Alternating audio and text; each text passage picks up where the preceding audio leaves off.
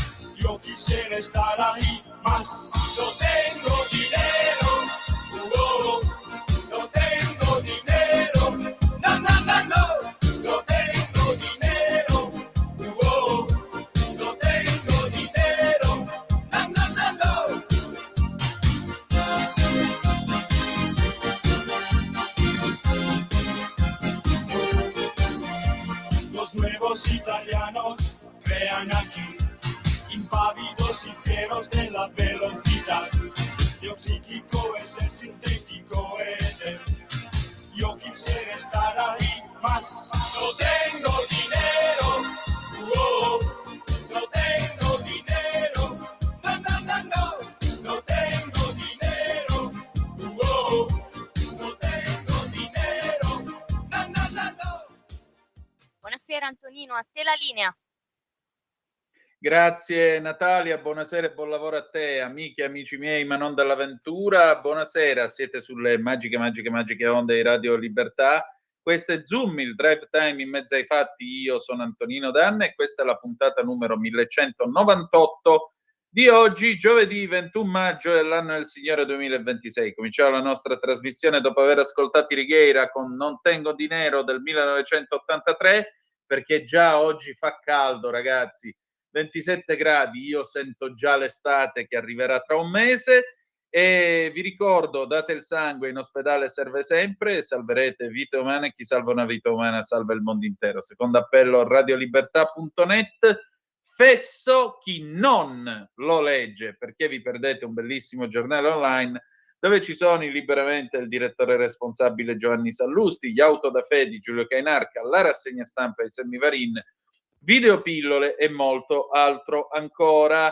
Detto ciò, radiolibertà.net is the place to be. 340 670 9659 per le vostre zappe o WhatsApp che dir vogliansi, 02 9294 7222 se volete essere dei nostri per telefono quando lo dirò io. Ma adesso, implacabile come sempre, arriva lui, diritto e rovescio, Pierluigi Magnaschi. Vai pure Natalia, grazie.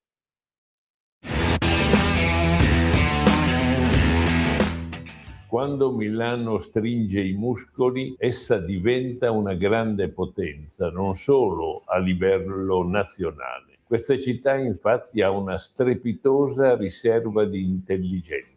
Un recente studio della CGIL Lombarda ha accertato che Milano ha 280.000 studenti universitari e 10.000 docenti, più laboratori di ricerca a perdita d'occhio. Non solo, davanti alle sfide tecnologiche che squassano i vecchi equilibri nazionali, tipo l'intelligenza artificiale, le principali università lombarde si sono messe assieme, in ciò stimolate dall'Asso Lombarda, la potentissima associazione degli industriali milanesi. È nato così il Polo Lombardo per l'intelligenza artificiale. Di questo gruppo fanno parte Università Cattolica, Bocconi, Statale, Politecnico, IULM, Vita Salute San Raffaele, Bicocca, Humanitas e Pavia.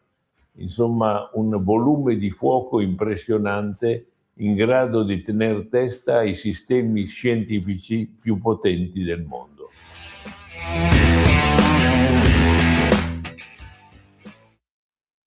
Oh, e alle 18, 20 minuti e 38 secondi abbiamo ascoltato il diritto e rovescio di Pierluigi Magnaschi. Andiamo a dare un'occhiatina alle agenzie in questa puntata numero 1198 di Zoom, il drive time in mezzo ai fatti.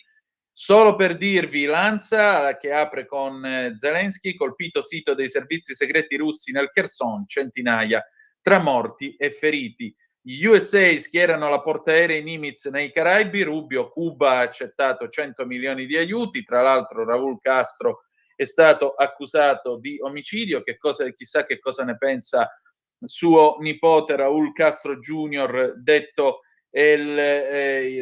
il Granchio, che è quello che tratta in realtà con gli Stati Uniti d'America, ne ha scritto Il País in questi giorni, tra non molto ne scriverà anche Italia Oggi, ma adesso qui Parlamento. Qui Parlamento. Oh, buonasera e bentornato il senatore Manfredi Potenti. Come va, Buonasera senatore? a voi e a tutti gli ascoltatori. Bene, piacere di sentirci. Anche a me, anche per me. Senta, mi verrebbe da farle una battuta. Stasera andiamo a gas. Ah, beh, sì, certamente.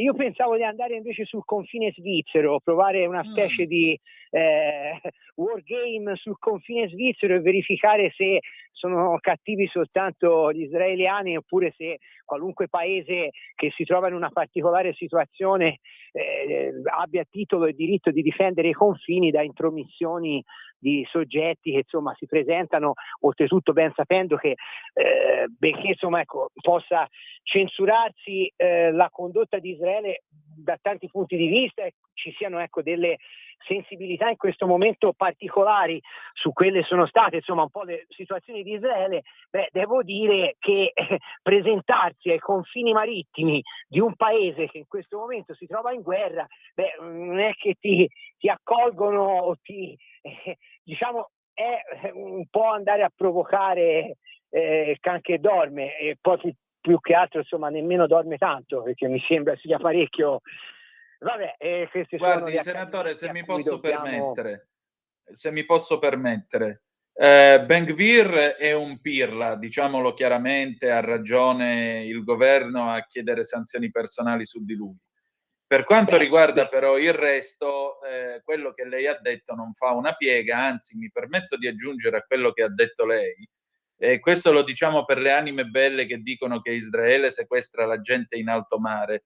Esiste il cosiddetto manuale di Sanremo sul diritto internazionale applicabile nei conflitti armati sul mare, che è stato elaborato tra l'88 e il 1994 da un gruppo di esperti di diritto internazionale. Ecco, il manuale di Sanremo dice che quando esiste un blocco davanti a un determinato territorio, lo Stato che sta attuando quel blocco ha il diritto di compiere azioni del genere che quindi sono legittimate dal diritto internazionale. Questa è la realtà. Se poi volete credere a quello che vi raccontano gli amici di Hamas o gli amici di questa gente, che quando gli si chiede scusate ma i soldi per comprarvi le barche chi ve li ha dati, non hanno mai una risposta da darvi, allora credete a loro. Il diritto internazionale dice altro. Mi scusi, senatore, prego. Sì, tra l'altro siamo reduci anche da poco dall'approvazione insomma di un disegno di legge in materia appunto chiamato DL Mare, in cui abbiamo rafforzato quelle sono insomma anche le facoltà del nostro paese di costituirsi insomma una fascia contigua in cui ampliare le attività di sorveglianza, di controllo, di prevenzione insomma su attività terroristiche, di contrabbando, quindi effettivamente insomma si va a scherzare con il fuoco. Questo è quanto. Niente di più. So che volevate domandarmi qualcosa in riferimento invece a un per questo le ho fatto la battuta se stasera andavamo a gas del decreto commissario e del rigassificatore di Piombino. Sì. E qui purtroppo, allora, no, abbiamo avuto, prima, scusate, avevo infatti frainteso Gaza con gas, ma forse mi sono avventurato sul tema, perdonatemi, ero per strada.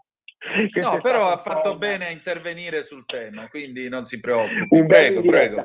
Sì, allora, noi ci siamo occupati, ora scusatemi di questa parentesi, ci siamo occupati appunto con il decreto commissari anche di questo tema appunto di gas che abbiamo in qualche modo, diciamo, necessità di far affluire in Italia in un momento drammatico in cui purtroppo si ripete anche, insomma, quello che abbiamo appena detto, tutto il conflitto internazionale alimentato anche dalla situazione in Medio Oriente, Israele in primis, diciamo, ecco, ad aver in qualche maniera attivato, ecco, tutta una risposta dei paesi limitrofi come l'Iran, sta, diciamo, generando delle problematiche di approvvigionamento con tutte le conseguenze che possono appunto rischiare di scaricarsi sui consumatori. Quindi nel decreto è stato introdotto un emendamento per consentire in pratica la proroga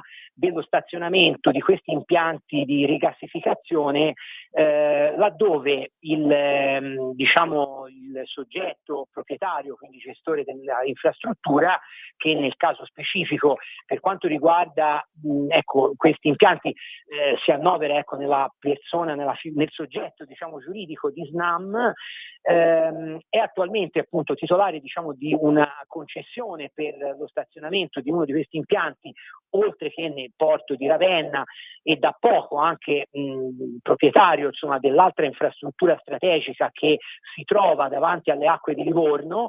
È anche il soggetto che attualmente permette a Piombino di far funzionare un altro importante rigassificatore che ha visto appunto che beneficerà, nel caso in cui SNAM chiedesse con una istanza la permanenza di questa infrastruttura su Piombino, di vedere in qualche modo legittimata la permanenza dell'infrastruttura nelle more del rinnovo dell'attuale autorizzazione.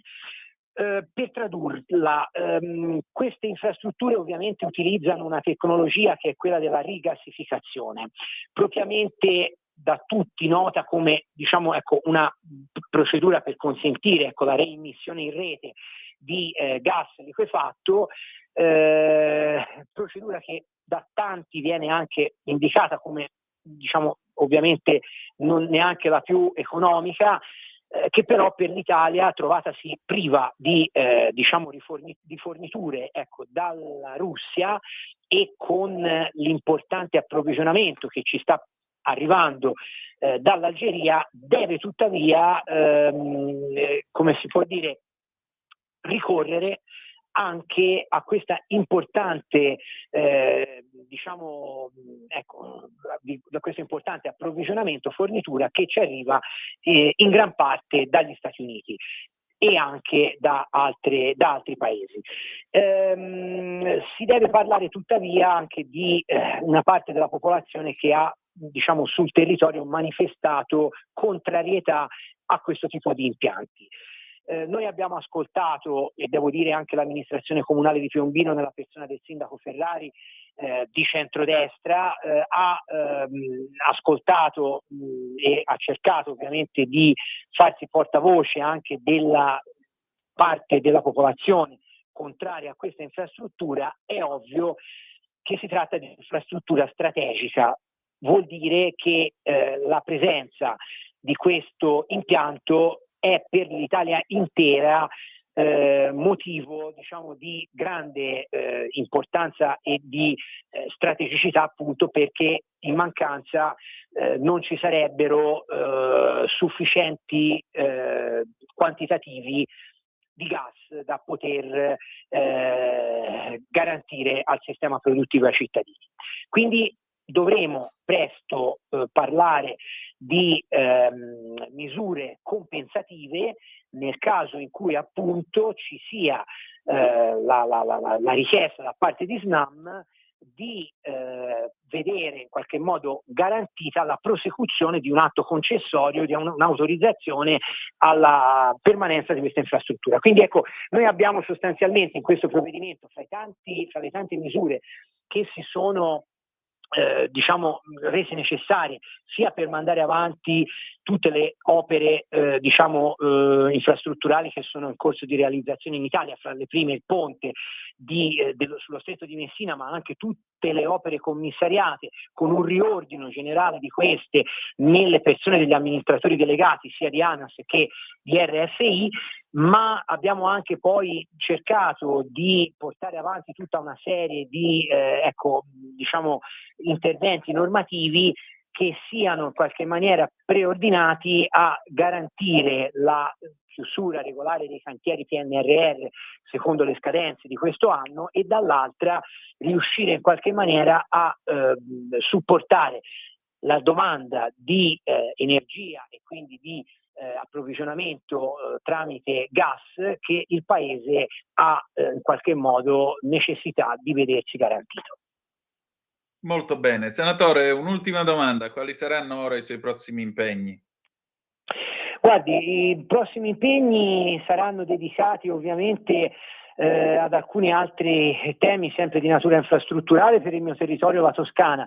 La provincia di Livorno in particolar modo è interessata proprio da alcune fra le più importanti realizzazioni. Abbiamo un'opera infrastrutturale che si chiama Darsena Europa, che con tutte le opere annesse e connesse supera abbondantemente il 1 miliardo di investimenti, collegato sempre a Piombino e al rigassificatore, alla presenza anche di un porto piombinese, la realizzazione di una grande infrastruttura siderurgica che verrà realizzata dalla società Metinvest, e sul piano poi normativo stiamo portando avanti delle iniziative sia di carattere gradevole come quella in materia di tutela degli animali, su cui sono sempre attivo come responsabile del Dipartimento Tutela del Benessere degli Animali, e poi tante altre su cui in questi giorni il Parlamento sarà impegnato. Quindi è veramente un impegno che a 360 gradi quasi mi trovo a rivestire, perché sono membro di una commissione che è l'8ª, che raccoglie in sé tante competenze, dall'ambiente alle infrastrutture ai trasporti, quindi lavori pubblici, innovazione tecnologica e transizione ecologica. Poi sono membro della commissione giustizia, quindi lì stiamo trattando temi delicatissimi come quelli sui minori, e poi tante altre cose su cui quotidianamente dal territorio mi reclamano attenzione. Molto bene, allora buon lavoro e al piacere di risentirci presto. Grazie a voi, a tutti, grazie davvero. Grazie ancora. Pausa, pubblicità e poi ascoltiamo Franco Battiato, Shock in My Town 1998. A tra poco. Qui Parlamento. Per la tua pubblicità visita il sito radiolibertà.net. Lo amiamo perché ci offre sempre le cose più buone e naturali. Linea Alberto Acerbis. Problemi respiratori, tosse, raffreddore, tosse secca, tosse grassa. Abbiamo il prodotto che ti può aiutare. Bronco Free, la soluzione bevibile alla bava di lumaca, timo, verbena, altea, papavero e marrubio. Un insieme di erbe e di prodotti che aiutano a sciogliere il catarro e a favorirne l'espettorazione in maniera naturale. La tosse è un meccanismo espulsivo naturale che il nostro organismo mette in atto quando all'interno delle nostre vie respiratorie entrano virus, entrano batteri, entrano sostanze che il nostro organismo ritiene dannose. Come fare per calmare la tosse? Bisogna sciogliere il catarro e favorirne l'espettorazione attraverso un mucolitico naturale. La bava di lumaca, infatti, attraverso gli enzimi litici in essa contenuti, aiuta a sciogliere appunto il catarro e aiuta la sua espulsione. Abbiamo un'offerta straordinaria per voi stamattina. Se dite ascolto Radio Libertà e chiamate lo 030 68 40 408, 3 flaconi di Bronco Free a 59 euro e se dite ascolto Radio Libertà voi non pagate le spese di trasporto e in più avete uno splendido omaggio. Chiamate adesso 030 68 40 408.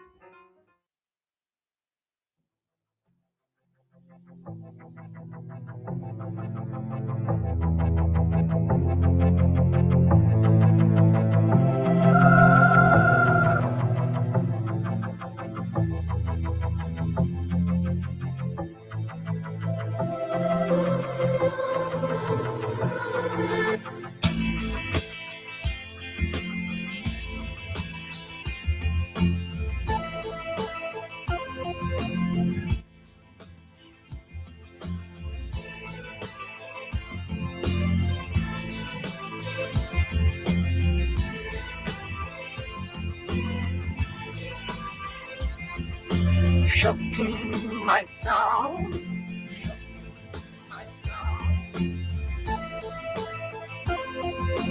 velvet underground. Ho sentito shocking my town, urla di furore di generazioni senza più passato, di neoprimitivi, rozzi cibernetici, signori degli anelli, orgoglio dei manicomi. Shocking my town,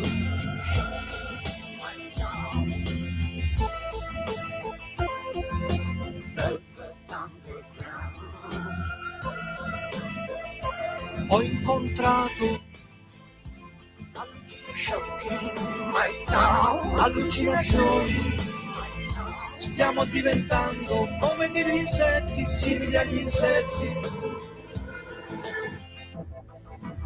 Nelle mie orbite si scontrano tribù di suburbani, di aminoacidi, di aminoacidi.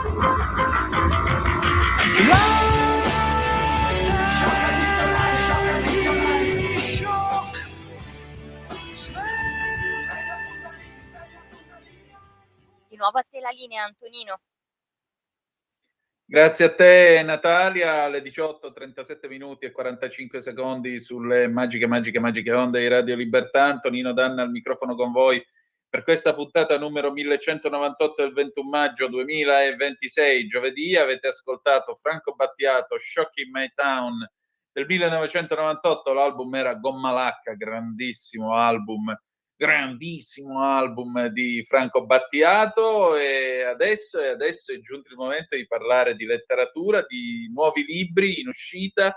Come sono questi adolescenti? Sono dei Pinocchio o sono un mondo sottovuoto? Beh, Anna Maria De Luca ci presenta un po' di libri che ce ne parlano. State a sentire che cosa ci siamo detti. Vai pure Natalia.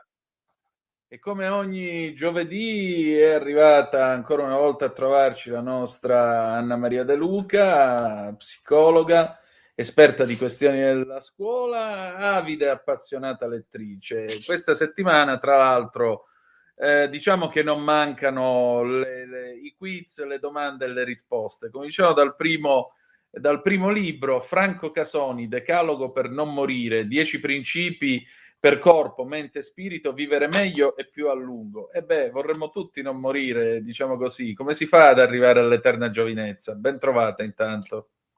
Ben trovati tutti.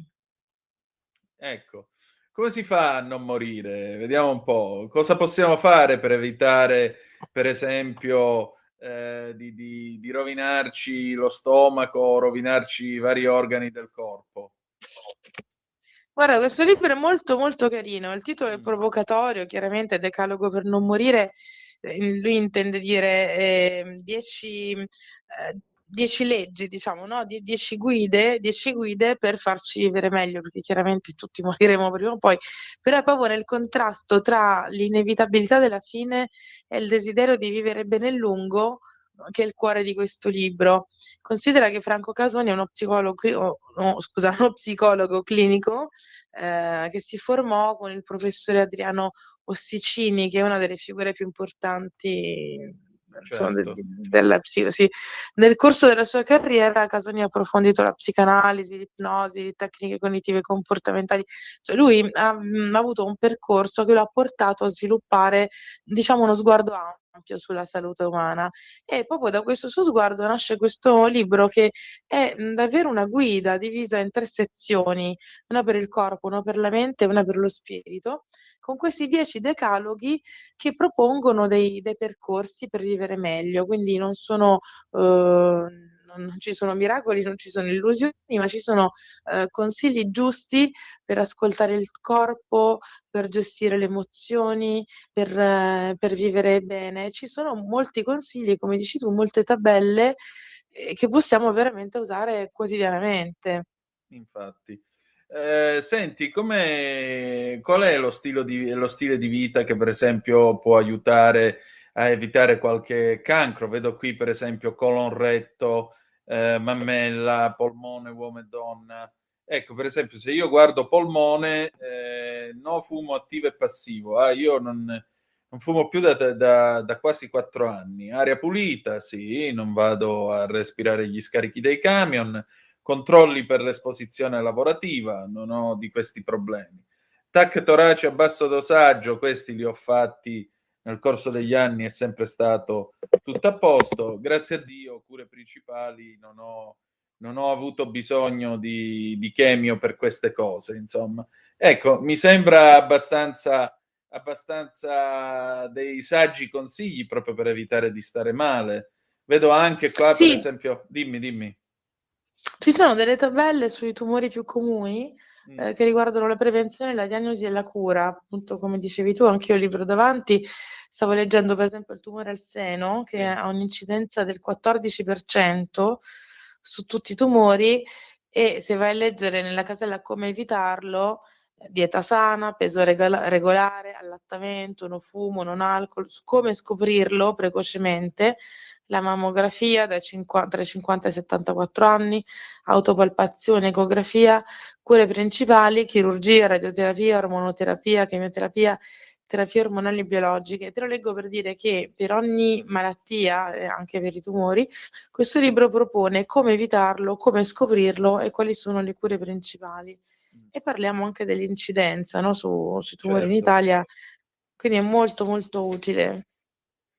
Sì, anche secondo me. Vedo per esempio che nel caso, dico per dire, nel caso del tumore al polmone, il tumore al polmone ha un'incidenza dell'11% ed è più alto negli uomini. Vedo anche il colon retto, 11% per uomini e donne, e i suggerimenti, no? Una dieta ricca di fibre, poco alcol e carne rossa, le verdure, frutta, cereali, e un'attività fisica, una camminata regolare 30-60 minuti al giorno e niente fumo. Camminare è importante, aggiungerei. Camminare è importante ed è una cosa che dovremmo fare tutti quanti un po' di più. Bene, anche vedo qua il tumore alla prostata, 20% di incidenza, dieta equilibrata, moderazione della carne e dei latticini, attività fisica. O il melanoma, evitare scottature, usare le creme solari, controllare i nei, questo è importantissimo. La vescica, niente fumo, evitare il contatto con le sostanze chimiche. Lo stomaco, dieta mediterranea, niente fumo, controllo. È inutile che ci prendiamo in giro, il fumo è qualcosa di pazzesco, per cui bisogna evitarlo il più possibile. A proposito del fegato, niente epatite B o C, vaccini e test, niente alcol cronico e soprattutto una dieta sana. E questo è pure molto importante. Io per fortuna non ho il vizio dell'alcol cronico, e, insomma, cerchiamo di perdere peso, che è la cosa più importante. Però vedo anche che ci sono tutta una serie di innovazioni biomediche e tecnologiche per la longevità, a pagina 52 per esempio, tipo la Sì, molto telomerasi. Che interessanti. cos'è? Allora, la telomerasi è un enzima che contribuisce alla riparazione delle estremità dei cromosomi, rallentandone l'accorpamento, e fondamentalmente serve per rallentare l'invecchiamento biologico e prolungare la vita delle cellule. Lui appunto in queste pagine cita tutta una serie di innovazioni biomediche, come dicevi tu, che molte volte ne sentiamo parlare, però spesso non sappiamo che cosa sono, no? Per esempio parla delle biotecnologie della nanomedicina, che serve per la veicolazione mirata dei farmaci, per la riparazione delle cellule, per l'eliminazione delle tossine.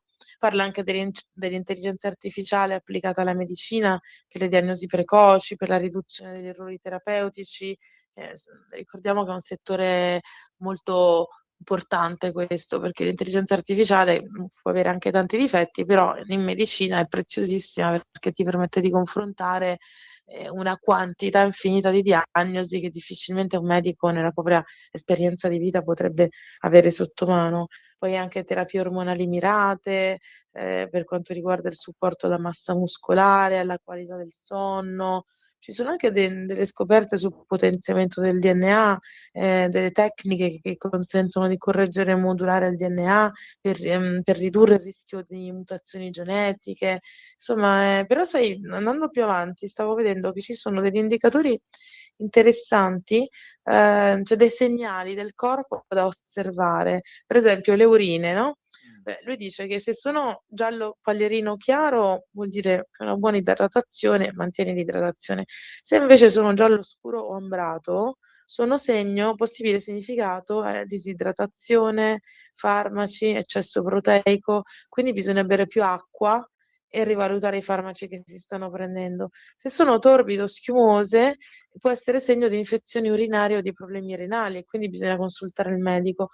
Quindi diciamo che per ogni aspetto del nostro corpo questa tabella ci spiega quando dobbiamo preoccuparci e quando no. Per dire le unghie, no? Che noi le sottovalutiamo sempre, però se sono rosate e lisce indicano una buona circolazione, una buona nutrizione.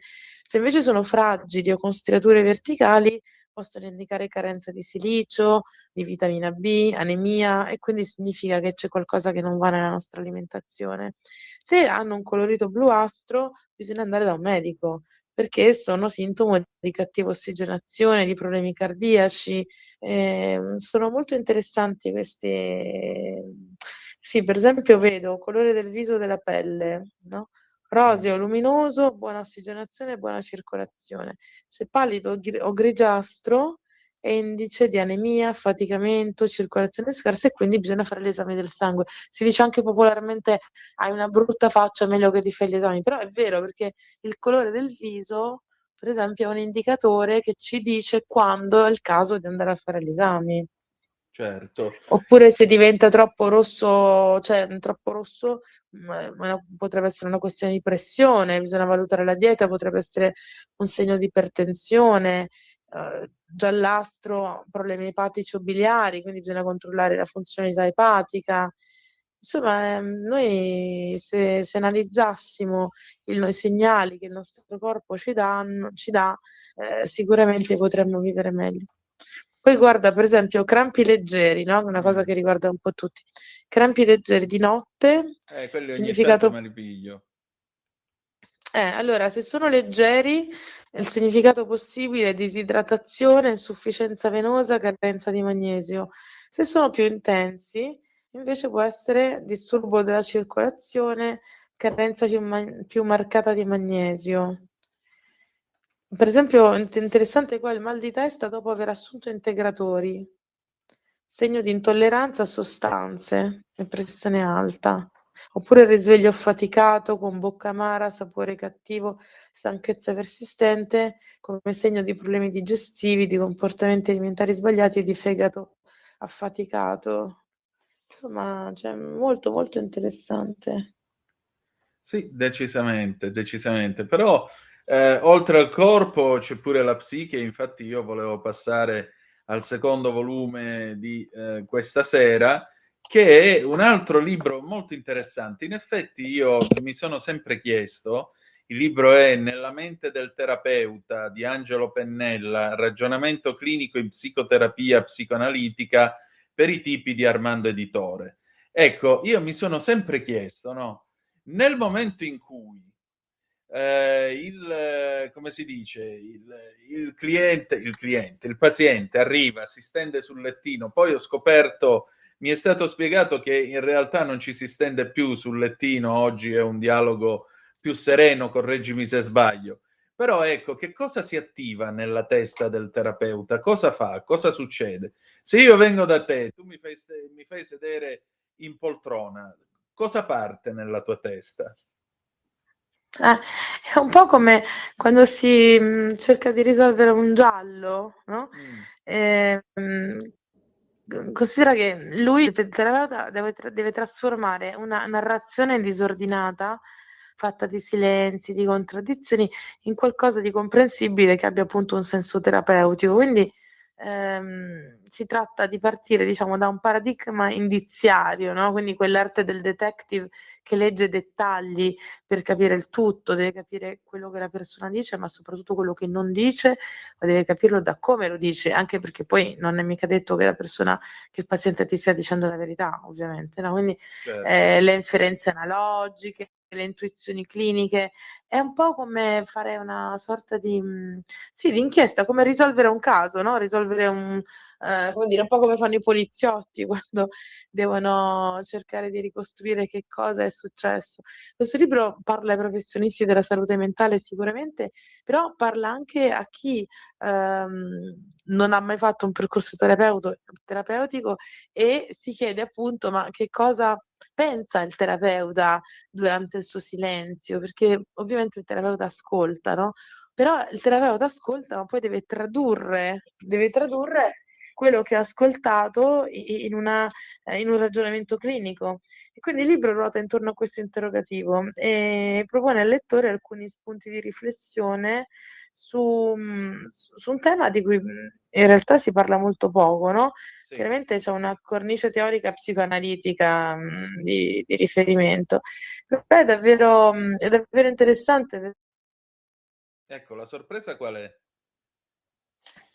La sorpresa è riflettere su un tema che riguarda un po' tutti, che tutti quanti ci siamo chiesti ma cosa penserà mai il terapeuta quando si trova davanti una persona che sta chiedendo spiegazioni sulla sua vita, gli sta chiedendo aiuto, gli sta dicendo aiutami a capire in che direzione sto andando, cosa mi sta succedendo.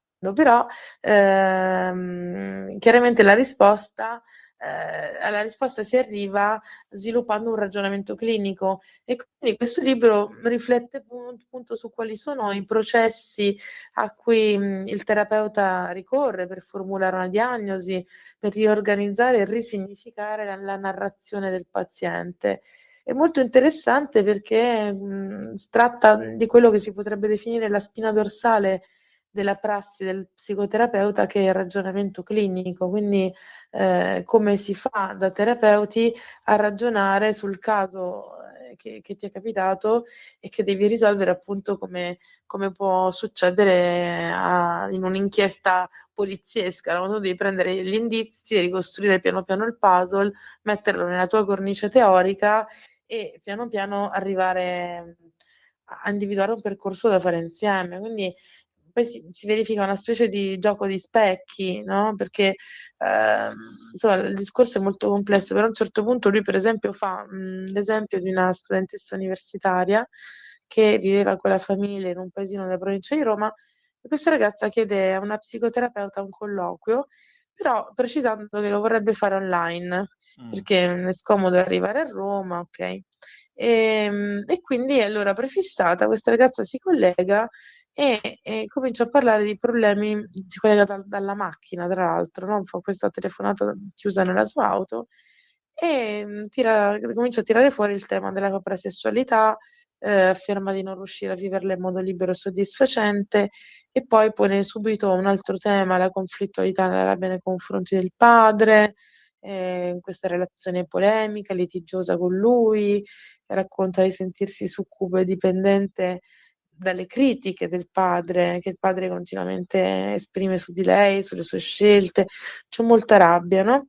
E alla fine del colloquio questa ragazza dice di sentirsi sollevata per essere riuscita ad esprimere ciò che sentiva, ma che ha avuto molte difficoltà a tenere il colloquio in auto perché ha vissuto l'ambiente dell'auto come poco accogliente e poco sicuro, tanto che spesso si guardava attorno per vedere che cosa succedeva attorno a lei, per il timore di essere vista o ascoltata dai passanti, no? Quindi da una parte, per esempio, riferiva che si era trovata in sintonia con la psicoterapeuta, che il colloquio le aveva fatto capire che insomma lo psicologo era la via giusta, eccetera. Dall'altra poneva un problema che lei stessa aveva posto, no? Cioè non voglio venire in studio dove avere un ambiente tranquillo e sereno, sono io che mi pongo nella condizione di fare come dire, una conversazione online in mezzo alla strada chiusa in una macchina. E, per esempio, in un caso come questo, dice l'autore, no? Lo stato costante di incertezza e di paura di questa ragazza che non si sente mai pienamente al sicuro è anche simboleggiato dal fatto che lei abbia scelto di fare una telefonata così importante dalla macchina. Cioè, nel senso che anche gli indizi non verbali, no? In una terapia diventano degli elementi di riflessione che ti portano poi sulla pista giusta, che ti portano su. Quindi il lavoro del terapeuta, cioè nella mente del terapeuta non c'è solo l'ascolto verbale delle parole, ma c'è l'analisi del contesto, l'analisi del non detto, insomma è un libro molto prezioso un po' per tutti, ma anche per i terapeuti che chiaramente fanno sempre bene a confrontarsi con i colleghi anche attraverso i libri. A proposito di colleghi, lui, Angelo Pennella, è psicologo clinico e psicoterapeuta e insegna psicoterapia alla scuola di specializzazione in psicologia della Sapienza di Roma, è docente, ma anche in diverse scuole private, quindi è un accademico, però non è un accademico di quelli chiusi nell'astrazione. Infatti questo suo libro è tutto costruito attorno a casi reali, a incontri terapeutici vivi che lui racconta, appunto come la ragazza che telefona dalla macchina, cioè situazioni concrete che mostrano il lavoro proprio nel momento in cui accade e quindi ci mostra come si forma un'ipotesi nella mente di chi cura, come si trasforma la narrazione del paziente in qualcosa di terapeutico. E quindi molto molto interessante. Senti, una mia compagna d'università nei lontani anni 90 mi spiegò che lei studiava psicologia, non avrebbe potuto psicanalizzarmi perché c'era un rapporto di conoscenza tra me e lei e di conseguenza questo avrebbe falsato la sua valutazione, cioè lo psicologo deve essere il più possibile distaccato dalla figura del paziente. È così? Beh, certo, bisogna essere nella sfera della professionalità, quindi assolutamente evitare parenti e persone vicine, troppo vicine, perché si rischierebbe di perdere quell'oggettività che invece è necessaria, anche se devo dire che spesso succede, no, che amici possano provare a rivolgersi appunto ad amici, psicologi, psicoterapeuti, però il consiglio è sempre di evitarlo, non è mai una buona cosa. Ecco, andate da uno bravo, insomma, non cercate la via, diciamo Non cercate così. di risparmiare con l'amico, esatto. Esatto, di sguincio. Senti, prima di chiudere con il bellissimo libro di cui parleremo nel finale, conosciuto in tutto il mondo, vi teniamo con la suspense, c'è un altro volume molto interessante, sempre per Armando Editore, Emanuele Caroppo e Maria Rita Valentini, Adolescenti sottovuoto, il prezzo psichico della contemporaneità. E parliamo di ragazzi, naturalmente, che oggi si trovano a vivere una situazione non facile, cioè non è la prima volta che io sento degli adolescenti dire insomma ho avuto un'infanzia che mi è toccato stare chiuso in casa col Covid, adesso sto avendo un'adolescenza con rischio di una guerra mondiale, che altro mi deve capitare? E in effetti rispetto a quando siamo cresciuti noi sono messi un po' peggio. E allora com'è questo volume e quali sono le risposte soprattutto? Perché non è tanto, io penso, un libro per fare terapia, ma è un libro per parlare con i nostri figli, o no? Esatto, è un libro molto bello, non è un libro di casi clinici, è un libro di storie e molto bello anche il modo in cui è stato scritto, perché ogni storia è raccontata da Maria Rita Valentini, che è psicoterapeuta e dà voce appunto alle traiettorie umane che lei ha incontrato nel suo lavoro, e dopo ogni racconto l'analisi della storia viene fatta da Emanuele Caroppo, che è psichiatra e psicoanalista, e a lui spettano i commenti clinici per, come dire, che ci spiega il senso della storia raccontata da Maria Rita Valentini. Quindi abbiamo prima il racconto di quello che è successo, no? Quindi la ragazza che arriva dalla psicoterapeuta, esprime i suoi problemi, la psicoterapeuta che piano piano comincia a costruire la verità, che non è quella che la ragazza ha appunto tirato fuori all'inizio, ma è ben altra. E poi alla fine, per farti un esempio di una delle storie raccontate nel libro, e poi c'è questa chiusa di Emanuele Caroppo che ci insegna veramente a interpretare, ad analizzare, perché queste storie non sono inventate, sono tutte storie vere, e come dicevi tu, quello che cioè, le difficoltà che i ragazzi hanno oggi sono ben diverse da quelle che abbiamo avuto noi ai nostri tempi.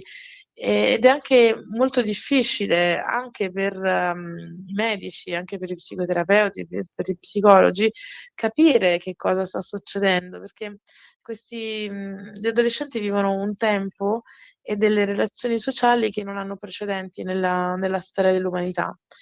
E quindi queste possibilità che loro cercano di serenità, di vita, diciamo sono tutte inedite, no? Quindi anche tu da padre, tua figlia è adolescente, se non sbaglio, no? Sì, Quindi esattamente. conosci bene, cioè, anche vuol dire, gli amici dei figli, le amiche dei figli ci portano in casa i loro vissuti, no? I disagi adolescenziali, i silenzi. Tutti ci siamo sempre chiesti che cosa passa nella testa di un ragazzo di 15 anni che non parla, che si chiude in camera, che risponde a monosillabi, e quante volte poi come genitori, come insegnanti, come adulti, si ha la sensazione di guardare questi giovani senza arrivare a loro, no? Come se fossero Come è dietro andata un a vetro. scuola oggi? Bene. Cosa avete fatto? Niente. Però questo lo dicevo anch'io negli anni 90. Sì. Guarda, il titolo, che è appunto Sottovuoto, Adolescenti sottovuoto, non è una metafora, descrive proprio una condizione reale, cioè di questi ragazzi isolati, privi di riferimenti solidi, che è una condizione che noi non avevamo, no? Comunque diversa da quella che avevamo noi, costretti a costruire da soli un senso del mondo che però ancora non riescono a sostenere in questa società che è dominata dall'iperconnessione. Noi neanche immaginavamo, no? Di poter Certo. vivere in una società così connessa, non c'erano i cellulari, internet si usava pochissimo, veramente era diciamo un altro mondo il nostro mondo. E quindi questo libro si snoda nel racconto delle storie delle fragilità di diversi adolescenti, chi soffre di attacchi di panico, chi soffre di depressione, disturbi di apprendimento, fino anche ai tentativi di suicidio, le dipendenze per il gioco d'azzardo, disturbi del comportamento alimentare, il mondo della droga.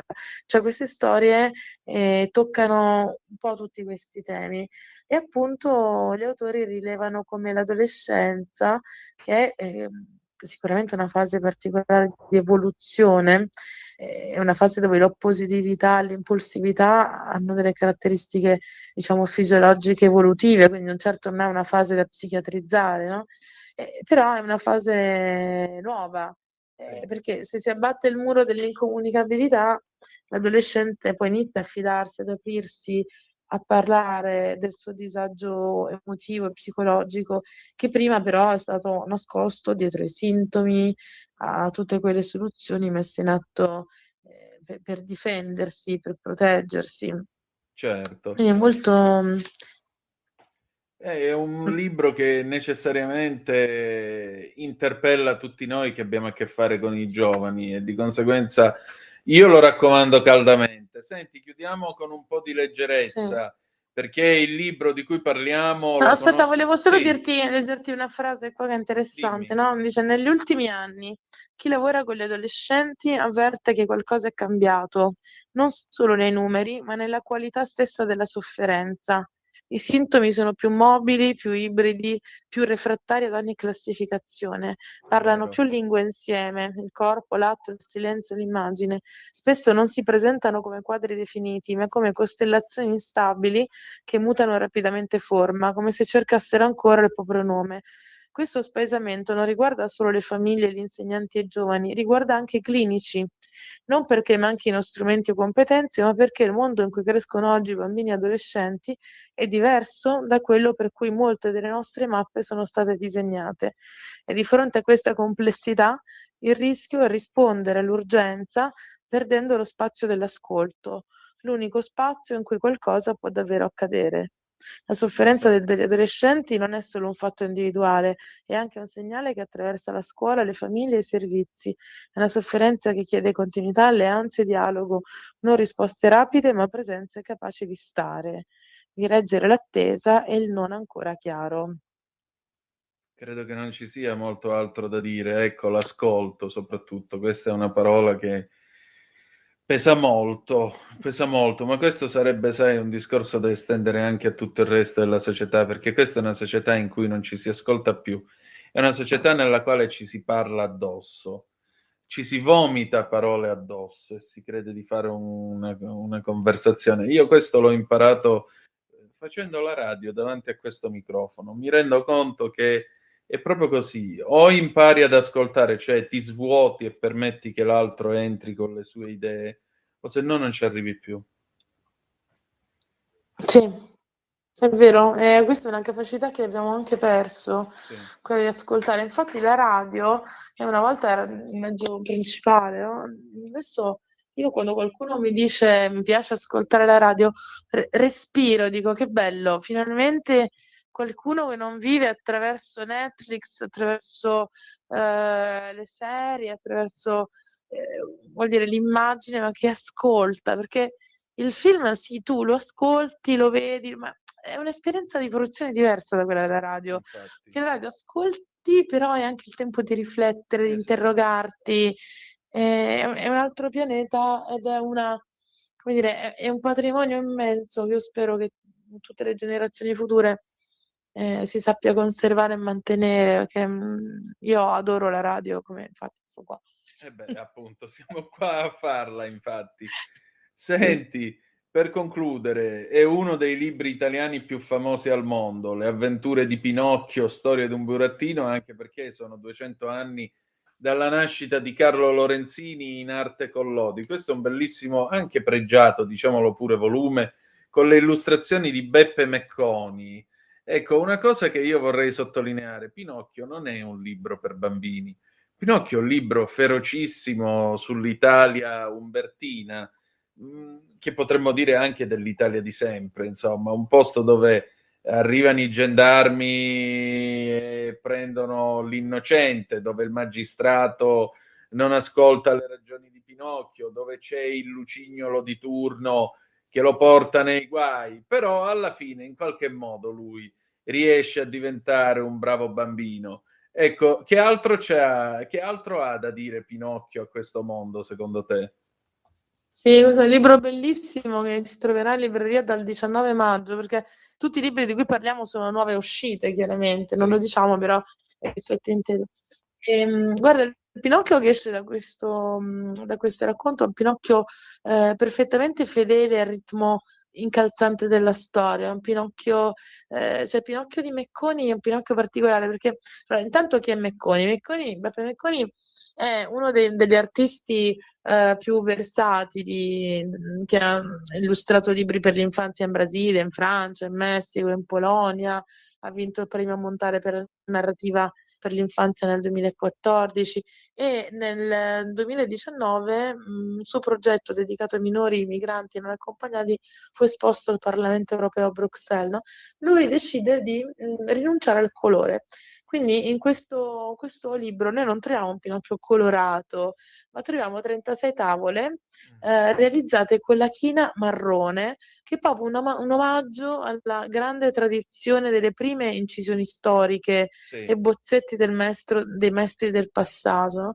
Ed è guarda, molto rigoroso rigoroso nel disegnare, nel distinguere il pesce cane dalla balena, il vero grillo campestre dal grillo, diciamo, normale, rappresentare con esattezza tecnica il martello da intagliatore di Geppetto, quindi ha un leggero tocco fumettistico che rende ogni tavola vivida, ritmica, ma è come dire, filologicamente rigoroso e ci restituisce Collodi nella sua autenticità. Sì. Collodi, lo ricordiamo, era un giornalista, non si chiamava Carlo Lorenzini, era un giornalista, aveva fondato dei giornali di satira politica e fu uno dei protagonisti del Risorgimento toscano. Pinocchio nacque alla fine dell'Ottocento, no? Tra il 1881 e 1883 come sua opera della maturità, e da allora è il libro italiano più letto al mondo ed è stato tradotto in oltre 200 lingue, quindi dire che sia una favola per bambini è sicuramente sbagliato, perché se noi pensiamo a Pinocchio pensiamo alle immagini di Walt Disney, ai film, no? Ai film con cui siamo cresciuti, ma è sicuramente una delle storie più belle, più affascinanti, che non finiscono mai di meravigliare, e che è nata appunto dalla fantasia di Collodi, Collodi o Collodi, come alcuni dicono Collodi, ma ho sempre detto Collodi, che l'ha creata dal nulla e l'ha fatta diventare universale. Tra l'altro c'è la fondazione che si occupa appunto di proteggere e tutelare questo patrimonio. Pensa che allora, volevo leggerti una parte dell'introduzione, no? Sì. Dice: c'era una volta la lodevole consuetudine di affidare compiti importanti come ruoli di ministri o di assessori non a nullità raccomandate, ma a personalità di comprovata competenza. Nacque nel 1861 con il primo capo del governo del Regno d'Italia, Camillo Benso di Cavour, che si trovò a scegliere il ministro della pubblica istruzione, a cui sarebbe toccato il compito di abbassare la percentuale spaventosa di analfabeti. Nel 1861 c'era oltre il 78% di analfabeti in Italia ed eravamo secondi in Europa, solo dopo il Portogallo. E quindi per compiere questa grande impresa, Cavour scelse Francesco De Santis, che fu il primo di tutta la serie di misti che ha portato poi oggi a Val di Tara, no? Sì. De Santis, che era nato in un paese dell'Irpinia, una famiglia che ha fatto grandi sacrifici per lui, si era istruito privatamente da solo, poi è andato a Napoli da un giurista, insomma, adesso senza raccontare tutta la storia di De Santis, e affermò in sostanza, che volevo arrivare a questo, no? Sì. Che affermò: la scuola deve essere la vita, e quella lezione è bella se vi avrà reso migliori, no? Cioè, quindi la scuola deve essere la vita. Pinocchio rappresenta la vita, no? Questa è una favola che, come dicevi tu, piena di simboli, piena di come dire, di archetipi, che racconta un po' la vita di tutti noi, perché tutti noi siamo un po' entrati come dire, nella bocca della balena, ne siamo usciti. È vero. Per esempio, se tu pensi alla tua vita, quando è che potresti essere entrato nello stomaco della balena per uscirne tutto intero? Nella mia adolescenza, molto probabilmente, che io non ricordo affatto con gioia, non la vedo, sai, alonata di quella cosa, vorrei avere 15 anni. Io no, io sono contentissimo di essere qui ed ora, stai scherzando, non ci tornerei nemmeno se mi pagassero oro. Sì. Quindi sì. Infatti, abbiamo tutti quanti attraversato un po' le fasi di questa storia, no? Infatti Umberto Eco definiva Pinocchio il piccolo grande libro, perché appunto parla di tutti noi. Poi un'altra cosa interessante che possiamo dire è che il libro fu pubblicato a Firenze nel 1883 ed era un po' l'assemblaggio dei vari capitoli apparsi sul Giornale dei Bambini, che era un giornale diretto dallo stesso Collodi, che fu il primo periodico italiano per l'infanzia. E questa collaborazione di Collodi con questo giornale fu però discontinua, perché le prime puntate uscirono tra luglio e l'ottobre del 1881, altre uscirono tra febbraio e il giugno dell'anno successivo, altre nell'83. Però alcuni giovani lettori scrissero al giornale perché apprezzavano la storia di Pinocchio e desideravano leggerla senza interruzione e senza questi lunghi intervalli, volevano partecipare alla vita del burattino. E furono proprio tutte queste lettere dei lettori, dei bambini, ma anche dei genitori dei bambini, al giornale, che hanno poi condizionato il giornale stesso, e fino a che poi uscì in questo 15° capitolo con il titolo Storia di un burattino. Poi diventò Le avventure di Pinocchio, poi Le avventure di Pinocchio, Storia di un burattino, insomma, come sempre avviene, tante cose cambiarono negli anni, ma la storia di Pinocchio è arrivata fino a noi appunto per la sua forza, per questo suo testo che racconta un po', che poi era molto diverso dagli altri testi educativi della tradizione toscana, perché all'epoca c'erano i sillabari, le grammatiche, mentre Collodi insegnava divertendo, no? La satira che lui usava come giornalista viene usata qua per raccontare la vita. Ed eccoci qua che stiamo ancora parlando di Pinocchio nel 2026. È vero, è vero. Sai come morì Collodi? Non ricordo, dimmelo tu. Collodi morì esattamente come un burattino, perché lui venne ritrovato rigido, appoggiato a suonare il campanello di casa sua un giorno del 1890 e sembrava un burattino, disse chi lo ritrovò. Quando proprio l'autore e il personaggio si sono completamente identificati nel finale. Io questo lo trovo degno della letteratura migliore. È veramente incredibile la vita, eh? Sì, decisamente. Sì. Molto bene. Bella anche quando fa questi scherzi Finali, molto diciamo. fantasiosi. Sì. Molto bene. Comunque Pinocchio resta un libro coraggioso e Sì. Mecconi ha fatto una scelta coraggiosa, quella di rinunciare al colore. Quindi chiaramente, siccome è un'edizione limitata, un'edizione da regalare, da conservare per l'anniversario, consiglio a chi è in ascolto di cercarle e prenotarle, altrimenti sarà difficile trovare delle copie. Queste sono quelle copie che restano da collezione. E l'editore, infatti, è Toffer, che è una realtà editoriale ligure che è attenta alla qualità cioè che unisce, diciamo, l'arte e la letteratura. Quindi i libri di Toffer sono libri di alta qualità proprio per le illustrazioni e per la cura della tradizione dell'arte applicata alla letteratura. Molto bene. Molto bene. Senti, io ti voglio ringraziare come ogni giovedì e al piacere di ritrovarci tra una settimana. Assolutamente, grazie a te, è un piacere. Questo appuntamento è diventato ormai, come dire, fisso nella mia agenda mentale della settimana. Non vedo l'ora di arrivare al prossimo. Molto bene, anche per me. Grazie. Ok, grazie. Ascolta i tuoi programmi preferiti, le notizie, la musica che ami e non solo. Con l'app di Radio Libertà puoi interagire con i conduttori, anche quando sei in movimento. Non aspettare, cerca Radio Libertà nello store del tuo smartphone o tablet e scarica l'app gratuitamente. Radio Libertà, tutta la radio con te. Scopri di più su radiolibertà.net. Semplicemente la tua radio.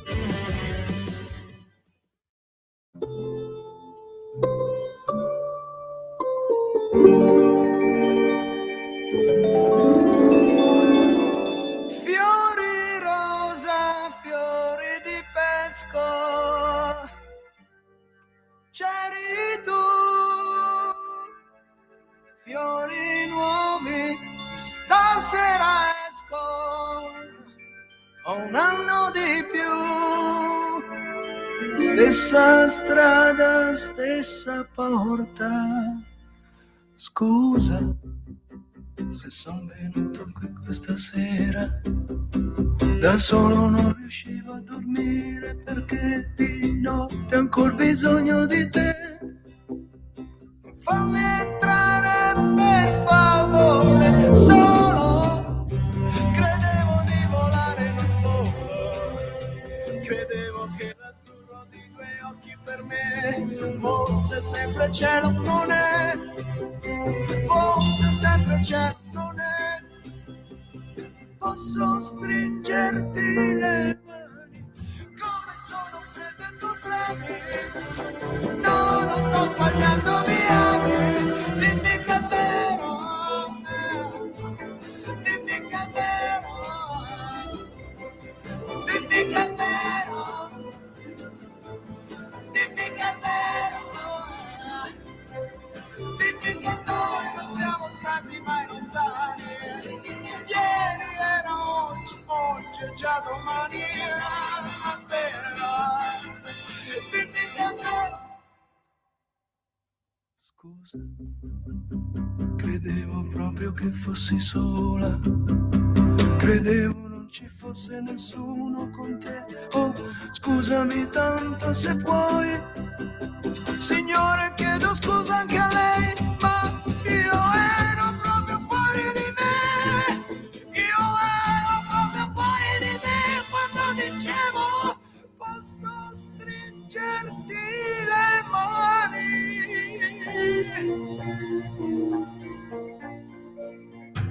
Come sono fredde tu tremi, no, non sto sbagliando, mia. Di nuovo a te la linea, Antonino.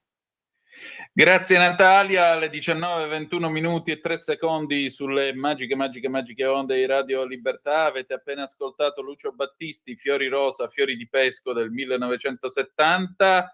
Antonino Danna al microfono con voi per questa puntata numero 1198 di oggi, giovedì 21 di maggio.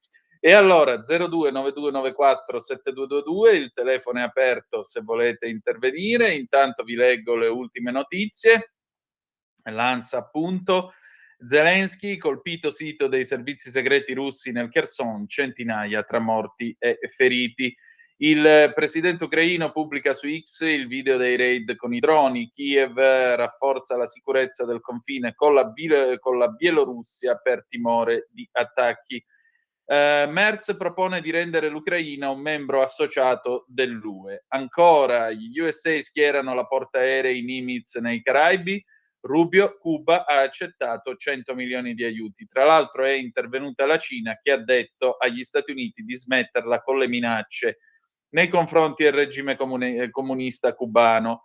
La flottiglia Tajani a Callas, l'Italia chiede sanzioni contro Ben Gvir, tutti gli attivisti partiti da Israele. Vi ricorderete infatti che Ben Gvir, il ministro della sicurezza israeliano, ha umiliato gli attivisti bendati dicendo qua comandiamo noi e facendo quella sceneggiata francamente estremamente discutibile. Campania, scossa di terremoto a Napoli, paura e scuole chiuse. Un'alunna di Filicudi scrive alla Meloni e in quinta elementare dovrebbe lasciare l'isola per frequentare le medie, e le scrive la scuola non è un lusso.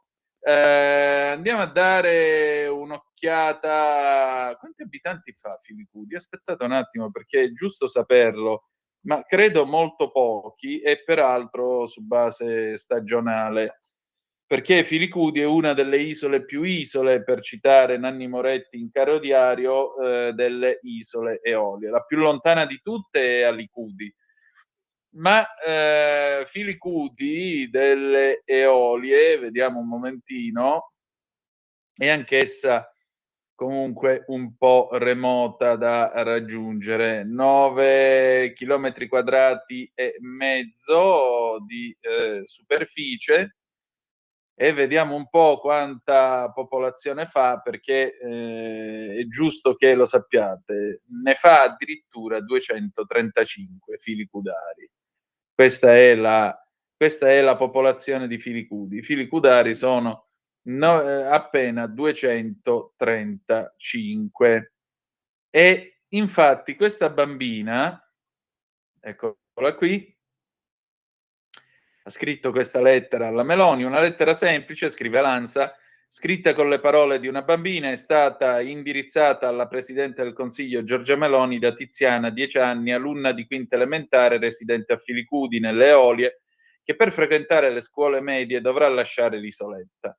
Tiziana sta per concludere l'anno scolastico e per lei questo traguardo coincide con un'incertezza profonda. Continuare a studiare significherebbe lasciare la propria casa, i nonni, gli amici, quell'isola che rappresenta il suo mondo. Il motivo è molto semplice: a Filicudi non esiste più il corso di preparazione agli esami della scuola media, un vuoto educativo che trasforma un diritto fondamentale in un ostacolo quasi insormontabile.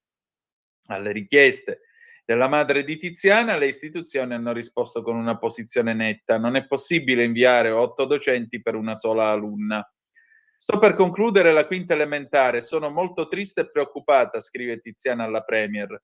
Come forse non dovrei essere, nella mia isola da qualche anno non c'è più il CPE, che era un corso di preparazione agli esami di scuola media. Ho chiesto assieme alla mia mamma che venga riavviato per me e per gli alunni che verranno nei prossimi anni. C'è stato detto che non si possono inviare 8 docenti sull'isola per una sola alunna, ma loro non sanno che qui il CPE è sempre andato avanti con 2 soli docenti. Ho sentito che dopo 20 anni il sindaco di Lipari ha riaperto la scuola primaria di Ginostra per una sola bambina e la sezione infanzia di Alicudi per 2 bambini non isolani. Anche io, Presidente, non voglio andarmene, voglio restare con i miei nonni nella mia isola, con i miei amici e con mia madre che qui lavora. Ho solo 10 anni e chiedo di avere le stesse opportunità date agli altri bambini, aggiunge la bambina. Alle Eolie per anni sistemi flessibili come le pluriclassi e l'impiego di docenti per aree disciplinari hanno garantito un'istruzione di qualità anche nei contesti con pochi studenti. La recente riapertura delle scuole a Ginostra, Stromboli e Alicudi indica che, quando c'è la volontà politica e istituzionale, le soluzioni si possono trovare. Allora, sommessa preghiera al ministro dell'istruzione Giuseppe Valditara, che è una degna persona e soprattutto preparata.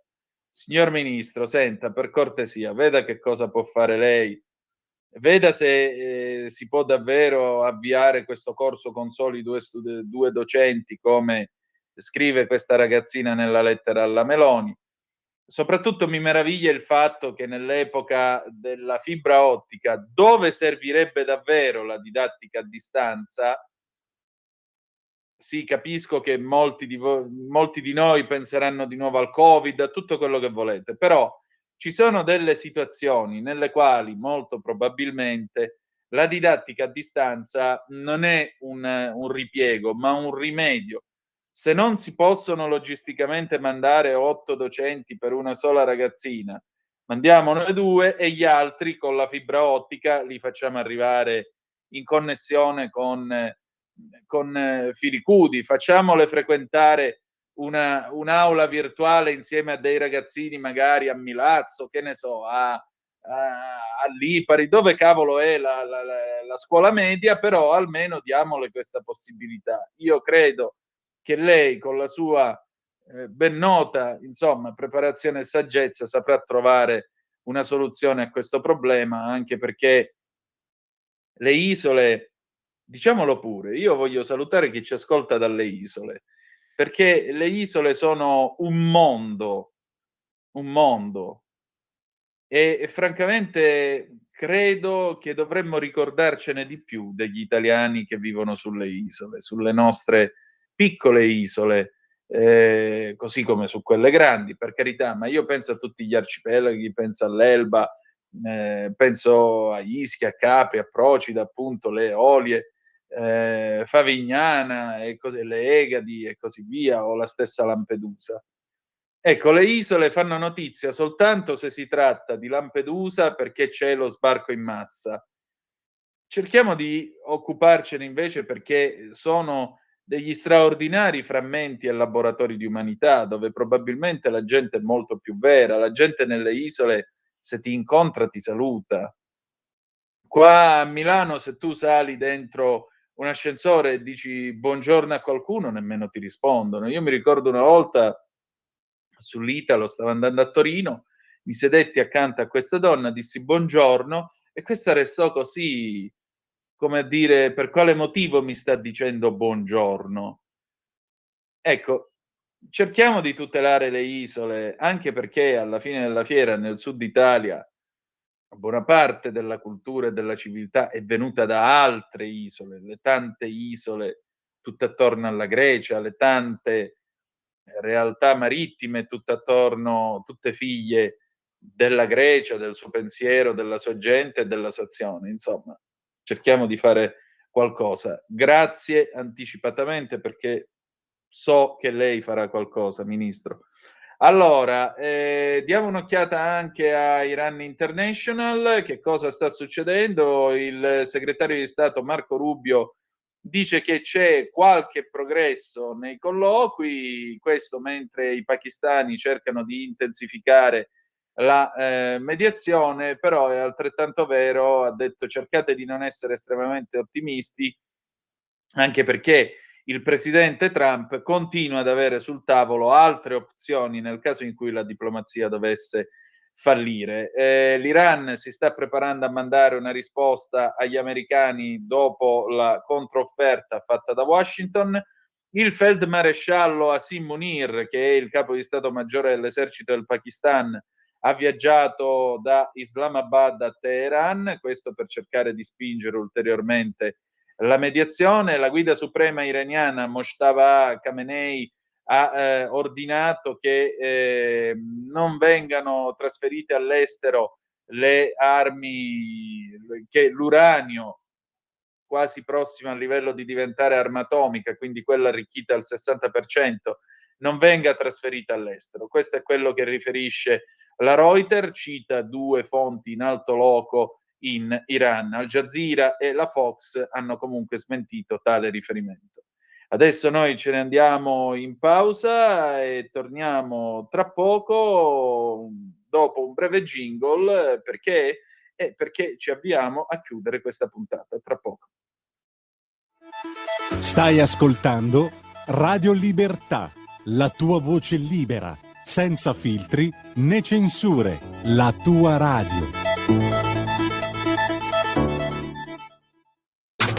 Stai ascoltando Radio Libertà, la tua voce libera, senza filtri né censura. La tua radio. Di nuovo a te la linea, Antonino. Grazie Natalia, voglio procedere alle 19:31 minuti e 50 secondi con la nostra trasmissione, dandovi anche un'ultima notizia di circa un'ora fa del presidente Trump, che ha detto, parlando con i giornalisti, che gli Stati Uniti, la fonte è sempre Iran International, gli Stati Uniti si prenderanno l'uranio arricchito iraniano, ce lo prenderemo, non ne abbiamo bisogno, non lo vogliamo, probabilmente lo distruggeremo dopo che ce lo saremo preso, ma non abbiamo alcuna intenzione di lasciarglielo tra le mani. A proposito dello stretto di Hormuz, Trump ha detto che vogliamo che sia aperto, vogliamo che sia gratuito il passaggio, non vogliamo pedaggi perché è un braccio di mare internazionale, è una via d'acqua internazionale e quindi come tale nessuno può imporvi dei pedaggi. Ha anche detto che il blocco americano sta costando all'Iran 500 milioni di dollari al giorno, che sono circa 460 milioni di euro al giorno, perché non possono esportare più nulla attraverso le loro acque meridionali. Non c'è stata una nave che sia stata in grado di attraversare lo stretto senza il nostro permesso e la Marina ha fatto un lavoro straordinario e nessuna nave sta andando verso l'Iran, come voi sapete. Nessuna nave va o viene dall'Iran senza il nostro permesso. Tra l'altro Rubio aveva detto pure un'altra cosa, che nel momento in cui l'Iran continuasse a proporre agli Stati Uniti d'America di lasciare in vigore o di imporre un sistema di pedaggi su Hormuz, questo renderebbe impossibile un accordo diplomatico con Teheran, perché il piano sarebbe inaccettabile, completamente illegale e una minaccia per il mondo.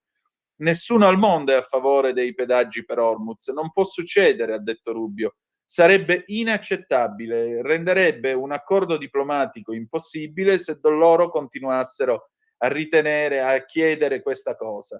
Per cui è una minaccia al mondo nel caso in cui tentassero di imporre i pedaggi ed è completamente illegale, anche perché questo imporrebbe, anzi proporrebbe costituirebbe un pericoloso precedente. Questo significherebbe, per esempio, che lo stretto di Malacca sarebbe soggetto a pedaggio. Chissà come la prenderebbero i cinesi che attraverso lo stretto di Malacca, pensate che lo stretto di Malacca nel suo punto più stretto, scusate la ripetizione, è largo, scusate ancora il gioco di parole, appena 3 chilometri, che è la distanza tra Villa San Giovanni e Messina.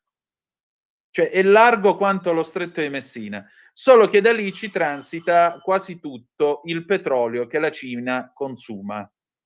Da lì ci transita circa il 40%, mi pare, ora non ho i dati sotto mano, il 40% delle merci mondiali. Ma voi vi immaginate se venisse imposto un pedaggio sullo stretto di Malacca, che cosa succederebbe? E i cinesi cosa direbbero? No, però qua e là. Infatti i cinesi sono a favore della riapertura di Hormuz, ma non hanno ancora o non hanno sufficiente potere, questa è la realtà dei fatti probabilmente, per dire ai loro amichetti con la barba a Teheran, vedete di smetterla con questo casino. Vorrà dire che ci penserà l'America, che dobbiamo fare?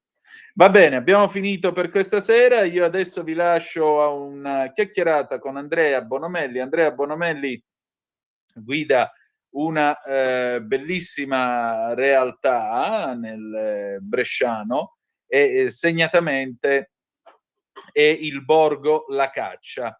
È un borgo nel quale si fa agricoltura, ma si fa anche recupero dei tossicodipendenti.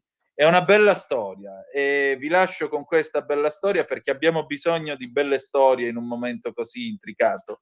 Ci saluteremo poi con Ellie e le storie tese featuring Gianni Morandi, Fossi Figo del 2003 dall'album Ciciput. Appuntamento domani alle 17:30 sulle magiche onde di Radio Libertà con Chilometro Zoom e Lorenzo Viviani.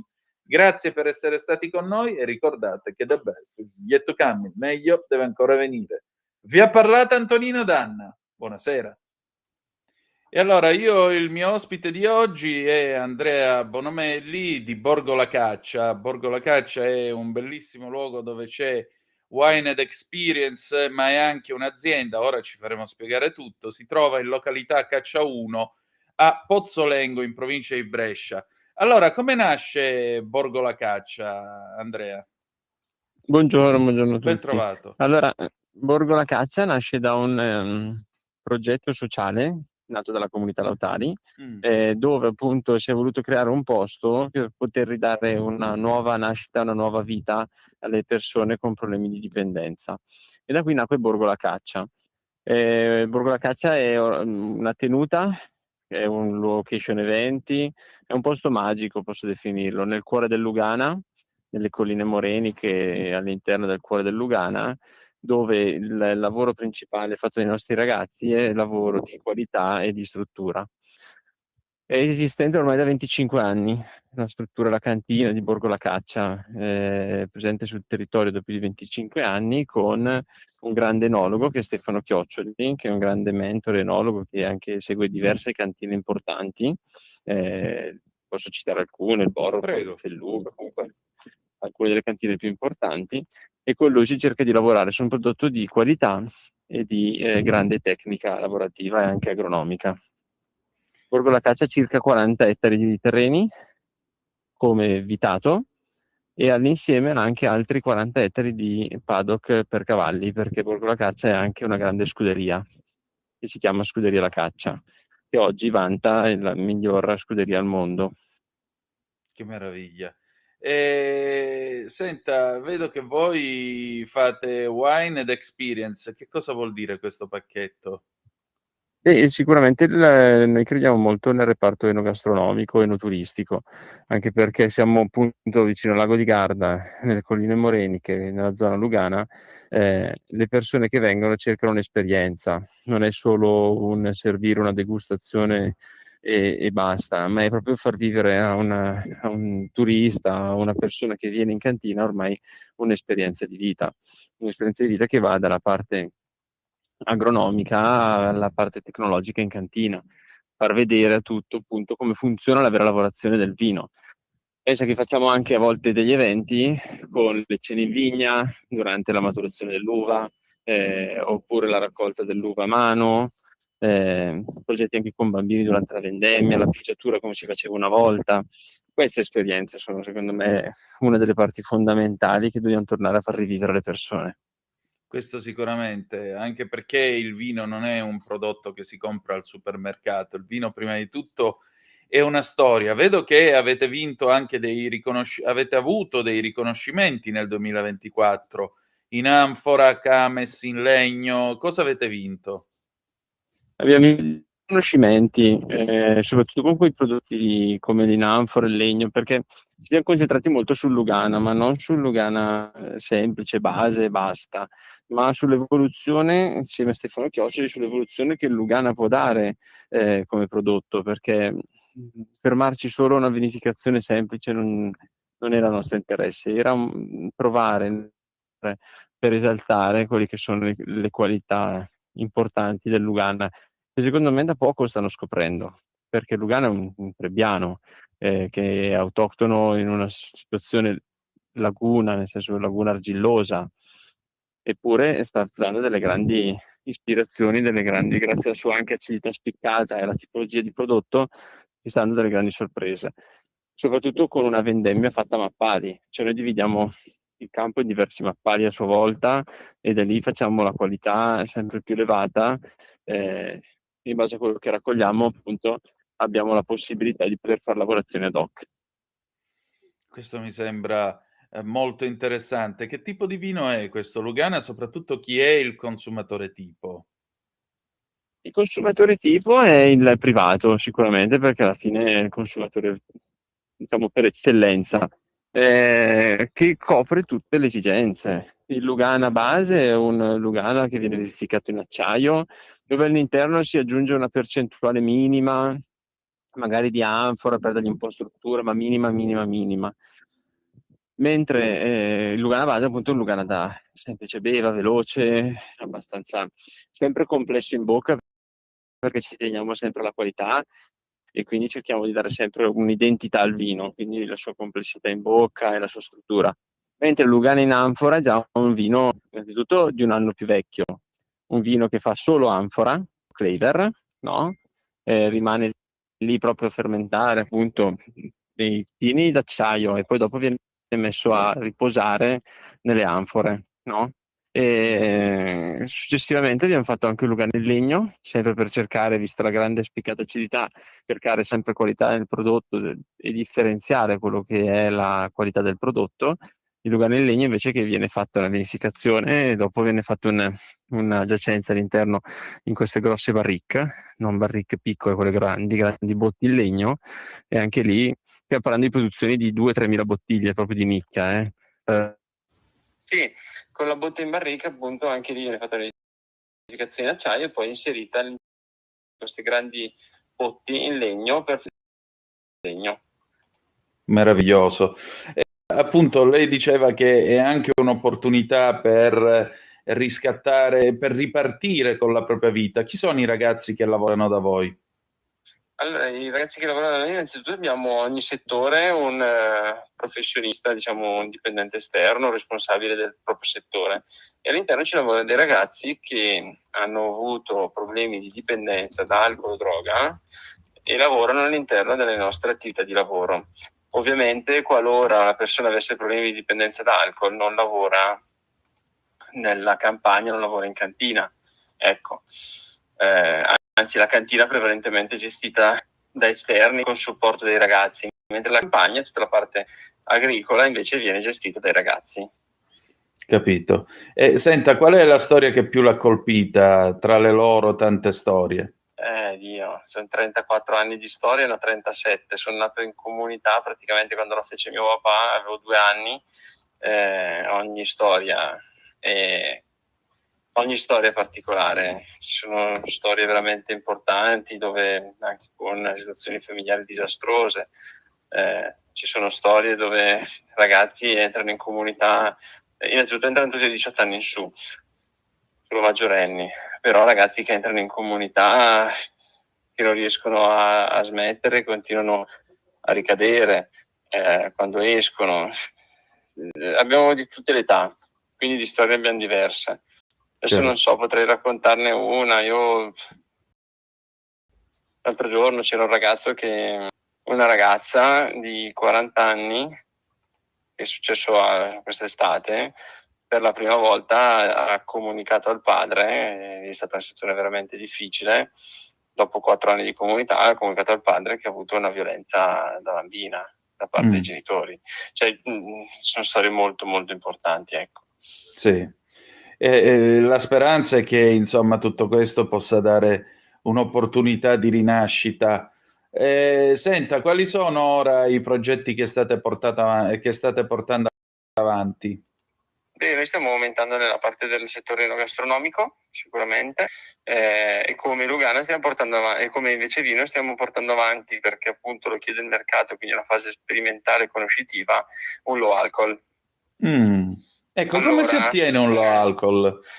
Il low alcol in questo caso lo facciamo ancora dall'inizio, non togliamo l'alcol successivamente, ma facciamo una lavorazione tale che abbassiamo la gradazione fin dalla fermentazione, perché è molto complessa, perché c'è una fermentazione controllata e più bassa.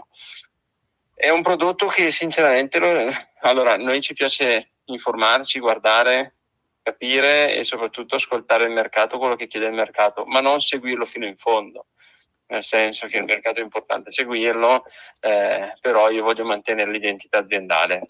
Io è un esperimento, sta piacendo, devo ancora crederci tanto anch'io, sono sincero, però lo dirà il tempo. Allora in bocca al lupo. E senta, Grazie. un'ultima cosa, che cosa farete domani? Cosa faremo domani? Sì. Innanzitutto cosa facciamo oggi? Ecco, questa è una bella risposta. Ma si va avanti giorno con giorno, il domani si vedrà, ma sicuramente pianificando giorno con giorno il domani è sempre più vicino, ecco. Domani adesso è partita tutta la parte agricola, è partita tutta la parte campagna e lavoriamo cercando appunto di tenere sempre la nostra grande qualità in campagna e soprattutto nel prodotto finale, ma soprattutto cerchiamo di implementare anche quello che è la parte di aiuto psicologico dei ragazzi, tutta la parte della comunità. Molto bene, allora grazie e buon lavoro. Va bene, grazie mille, grazie per la disponibilità. Prego, buona giornata. Buon lavoro, arrivederci.